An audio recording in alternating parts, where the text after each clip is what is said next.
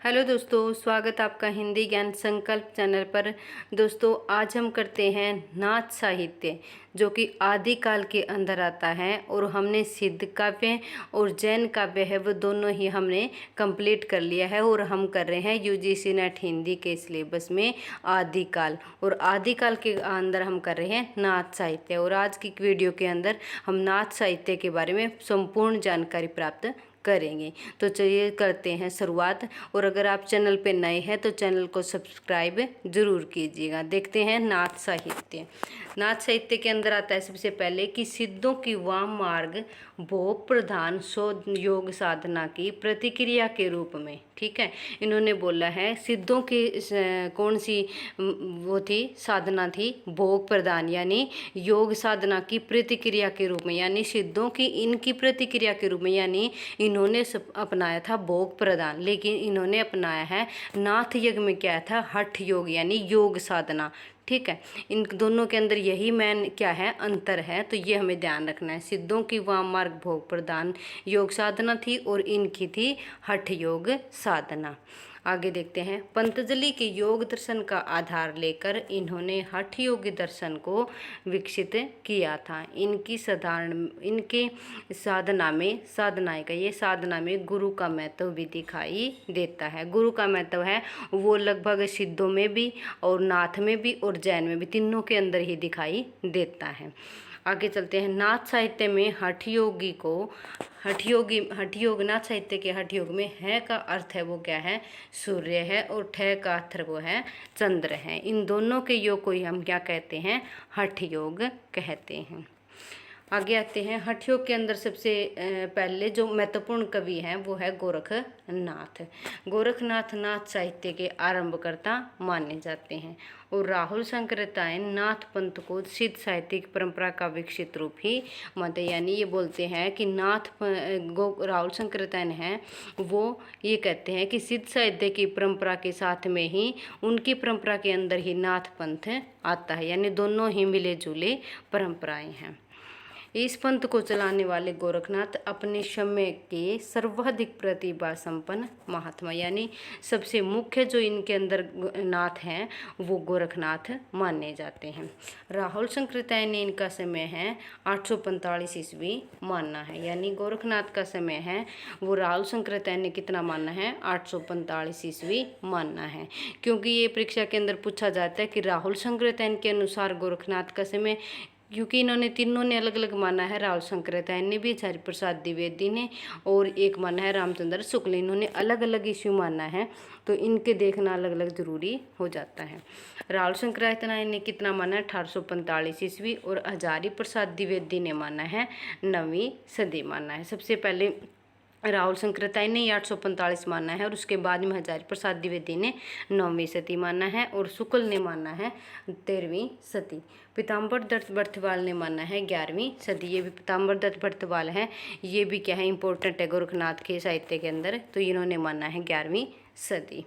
इस पंथ के प्रवर्तक है वो मच्छंद्रनाथ माने गए हैं।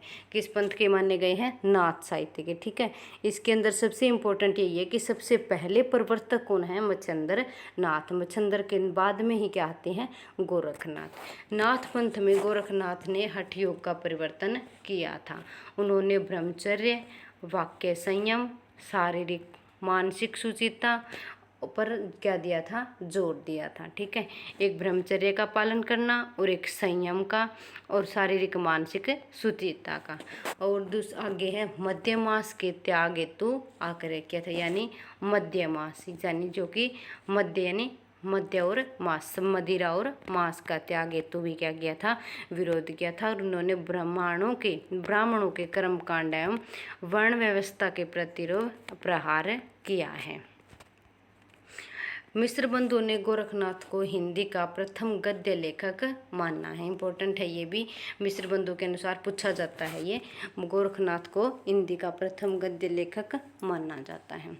गोरखनाथ मच्छिंद्रनाथ और अर्थात मच्छंद्रनाथ ये मच्छिंद्रनाथ का है। दूसरा नाम क्या है? मत्स्येंद्र। और दूसरा अलग से नाम आता है मच्छिंद्रनाथ। मच्छिंद्रनाथ है वो जलंधरनाथ के शिष्य थे। ठीक है, पहले गोरखनाथ, उसके बाद में मच्छिंद्रनाथ और मच्छिंद्र के बाद में जलंधरनाथ। यानी हमने पहले भी बताया था कि अगर क्रम से कोई कवि परंपरा में आते हैं एक साथ में तो उनको हम ऐसे भी लिख सकते हैं। देखो पहले गोरखनाथ आएगा, ठीक है, पहले गोरखनाथ ऐसे, फिर आएगा मच्छिंद्रनाथ, ठीक है, और उसके बाद में जलंधरनाथ। ठीक है, ऐसे एरो के बीच में निशान दे दे के और फिर इसको लिख सकते हैं ताकि हमें याद रह जाना आसान हो जाता है। तो ये होते हैं तीनों के तीनों एक साथ की परंपरा में आएंगे कि गोरखनाथ के गुरु हैं मच्छिंद्रनाथ, मच्छिंद्रनाथ के गुरु कौन थे? जलंधरनाथ। और सबसे जो प्रवर्तक, पहले प्रवर्तक माने गए हैं, आरंभकर्ता माने गए हैं, वो है मच्छिंद्रनाथ। और सबसे इनमें मुख्य जो नाथ माने जाते हैं वो है गोरखनाथ। गोरखनाथ की रचनाएं कितनी मानी जाती हैं? 14 रचनाएं मानी जाती हैं। इंपॉर्टेंट है, प्रमाणिक रचनाएं 14 इनकी मानी जाती है। पेपर के अंदर पूछ ली जाती है कि इनकी मुख्य कितनी रचनाएं हैं, तो 14 रचनाएं आती है। जिसके अंदर जो मुख्य रचनाएं है वो मैंने शामिल की है। पद्य है, प्राण संकली, शिष्य दर्शन, सप्तवार, ज्ञान तिलक और पंचपात्र। ठीक है, इंपॉर्टेंट है ये सारी की सारी। नाथों की साधना के मुख्य अंग बताए इन्होंने कि किस किस पे ज़्यादा जोर दिया था। तो ईड़ा पिंगला, नाद बिंदु की साधना, षट चक्र भेदन, शून्य चक्र में कुंडलिनी का प्रवेश। और नाथ साहित्य के विकास में अन्य कवियों ने भी योगदान दिया था, जिसमें गोपीचंद, भरथरी, जालंधर नाथ, जालंधरनाथ, चौरंगीनाथ और चरपट नाथ। इम्पोर्टेंट है ये कि ये सारे भी, क्योंकि इसके अंदर और कवि भी हैं जो कि और नाथ, गोरखनाथ नाथों की साधना के अंदर और भी आते हैं, तो ये इनमें से ये मुख्य तौर पर शामिल कर लिए हैं।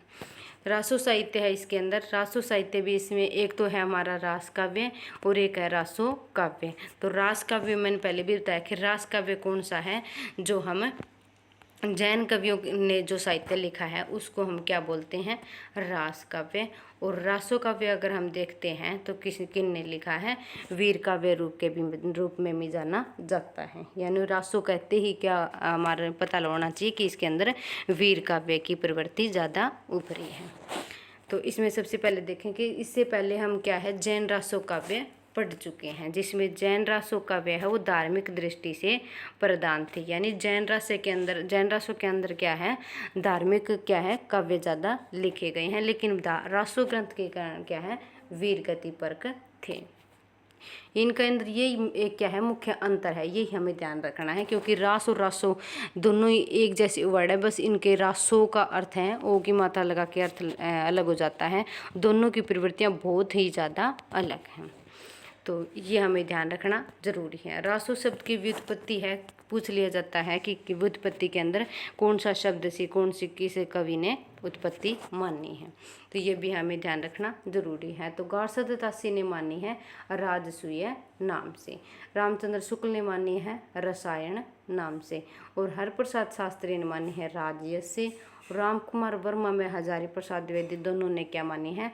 रासक नाम से, और नरोत्तम स्वामी ने मानी है रसिक नाम से। इम्पोर्टेंट है ये सारे सारे। और रामचंद्र शुक्ल का रसायन तो बहुत बार पूछा जाता है कि रामचंद्र शुक्ल ने रासो काव्य की उत्पत्ति है वो किससे मानी है, तो रसायन नाम से मानी है। प्रमुख रासो ग्रंथ है वो बीसल देव रासो है, जिसके अंदर इनके कवि हैं वो कौन है? नरपति नाल्य है। ठीक है, क्योंकि दोस्तों इसके अंदर टाइपिंग में थोड़ी मिस्टेक हो जाती है, तो उन मिस्टेक को क्या करें? नज़रअंदाज करके प्लीज़ हमारे साथ में सहयोग करें। तो बीसल देव रासो है, उनके कवि कौन है? नरपति नाल्य, जिसकी टाइम क्या है? 1212 ईस्वी। इनका बस एक राइटर का नाम और इनका जो काव्य है, रासो है, काव्य है, उनका ध्यान रखना जरूरी है। इसके अंदर एक दो जो इम्पोर्टेंट चीज़ें हैं वो हमें याद रख लेनी है जरूर। तो बीसल देव रासो के कवि हैं नरपति नाल्य, जिनका टाइम है 1212 ईस्वी। और परमाल रासो है, उनके कवि हैं जगनिक कवि, जिनका टाइम है 13वीं सदी। और खुमाण रासो है, उनके कवि हैं दलपति विजय, जिनका टाइम है 9वीं सदी। पृथ्वीराज रासो है चंद्रबरदाई 12वीं सदी। और विजयपाल रासो है नल सिंह, जिनके कवि नल सिंह हैं और टाइम है 11वीं सदी। हमीर रासो है सारंगधर, जिनका टाइम है 14वीं सदी। ये थे इम्पोर्टेंट रासो काव्य के कवि। और इसके आगे हम इनकी थोड़ी थोड़ी जानकारी ले लेते हैं, क्योंकि इसकी पूरी डिटेल से अगर वीडियो देखना चाहते हैं तो आप चैनल पे विजिट करके मैंने इनकी अलग अलग वीडियो भी डाल दी है। और पृथ्वीराज रासो जो कि यूजीसी नेट के सिलेबस में लगा हुआ है, तो वो है मैंने एक स्पेशल वीडियो डाली है, और उसका लिंक है वो मैं इसके अंदर डिस्क्रिप्शन में लिंक में दे दूँगी, और उसको आप अच्छे से देख लेना, क्योंकि पृथ्वीराज रासो से संबंधित मैंने वो सारे तथ्य उसके अंदर शामिल कर लिए हैं, तो आप डिस्क्रिप्शन में लिंक लेके देख लेना। तो इसमें हम दो दो तीन तीन क्या है इनकी विशेषताएं देख लेते हैं। देखते हैं बीसलदेव रासो है सबसे पहले। इसके अंदर बीसलदेव अर्थात विग्रह राज चतुर्थ का वर्णन है, और इसकी नायिका कौन है? राजमती। हम पीछे बढ़ के आए हैं, इसका टाइम है 1212 कवि ईस्वी हो जाएगा, और इसके अंदर नायक बीसलदेव है और नायिका कौन है? राजमती। इसके अंदर पूछ लिया जाता है कि इसके पार्ट कितने हैं, या फिर इसके अंदर क्या है। बीसलदेव का क्या है? राजमती का रूठ के अपने उड़ीसा चले जाना, ठीक है, वो अपने घर चला जाना, और फिर बीसलदेव का इनको मना के लेडी के आना, यही इसके अंदर कथा चलती है, ठीक है। और 4 पार्ट के अंदर ये मानना जाता है। रामचंद्र शुक्ल ने खुद ने इनके बारे में वर्णन दिया है कि ये 4 भागों के अंदर है, ठीक है। और इसको रामचंद्र शुक्ल ने क्या माना है, ये आगे मैंने दिया है। रामचंद्र शुक्ल है वो इनके बारे में कहते हैं कि इस छोटी सी पुस्तक को बीसलदेव वीर रासो कहना खटकता है, क्योंकि ये बोलते हैं कि इसको वीर रासो कहना खटकता है, यानी वीर रासो काव्य नहीं कहना चाहिए। पर हम जब देखते हैं कि जब कोई यह काव्य ग्रंथ नहीं है, ठीक है, केवल गाने के लिए रचा गया था, तो बहुत कुछ समाधान हो जाता है। रामचंद्र शुक्ल को लगता है कि ये क्या है, एक काव्य ग्रंथ है, सिर्फ गाने के लिए इसको रचा गया था, ठीक है। ये इंपॉर्टेंट चीज़ें हैं, क्योंकि ये कथन है यो कि यो पूछ लिए जाते हैं। और रामचंद्र शुक्ल हैं, इनको क्या मानते हैं कि गीति काव्य मानते हैं, ना कि इसको रासो काव्य के अंदर मानते हैं, ठीक है। आगे चलते हैं। आगे है परमाल रासो, और परमाल रासो के कवि हैं जगनिक कवि। इसके अंदर बताया है कि महोबा के राजा परमाल देव के 2 वीरों आला और उद्दल की वीरता का इसके अंदर वर्णन किया गया है। और ये अब की बार ही क्वेश्चन पूछा गया है कि आला और उद्दल की वीरता है वो किसके अंदर दी गई है? परमाल रासो के अंदर दी गई है। और उसके क्या है, उसकी भाषा का बताना था कि कौन सी भाषा में रचे गए हैं, तो बुंदेलखंडी भाषा में बनाफरी बोली में लिखा गया है, ये भी ध्यान रखना है। अब की बार तो ऑप्शन में सिर्फ इतना दिया था कि बुंदेलखंडी भाषा के अंदर है, लेकिन ये भी क्वेश्चन बना है कि ये कौन सी बोली के अंदर है, तो बुंदेलखंडी भाषा की क्या है, बनाफरी भाषा में, ठीक है। किस भाषा में है? बनाफरी में। मैं एक बार लिख देती हूँ, बुंदेलखंडी है लेकिन बनाफरी भाषा है, बनाफरी बोली है, ठीक है। तो ये ध्यान रखना है, क्योंकि क्वेश्चन पूछ लिए जाते हैं इनमें से, ठीक है। और ये कौन सी ऋतु में गाया जाता है? वर्षा ऋतु में। खुमाण रसो है वो इसके अंदर चित्तौड़ नरेश कुमार की वीरता का वर्णन किया गया है, ठीक है। इसके अंदर किसका वर्णन किया है? चित्तौड़ नरेश की कुमार हैं, उनकी वीरता का वर्णन किया गया। और ये क्या है? 5000 छंदों का महाकाव्य ग्रंथ है। आगे देखते हैं। पृथ्वीराज रासो है कवि चंद्र बरदाई है, जो कि हमारे सिलेबस के अंदर लगा है, और इसके अंदर से भी लाइनें पूछी जाती है।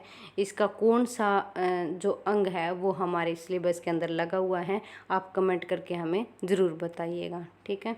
आगे चलते हैं। पृथ्वीराज चौहान के शौर्य और वीरता के अलावा संगीता के साथ, ठीक है, उनकी पत्नी है संगीता के साथ उनकी प्रेम कहानी का सुंदर वर्णन किया गया है। इसके अंदर 69 समय हैं और 68 प्रकार के छंदों का वर्णन, मुख्य छंद, कविता और छप्पे हैं, ठीक है।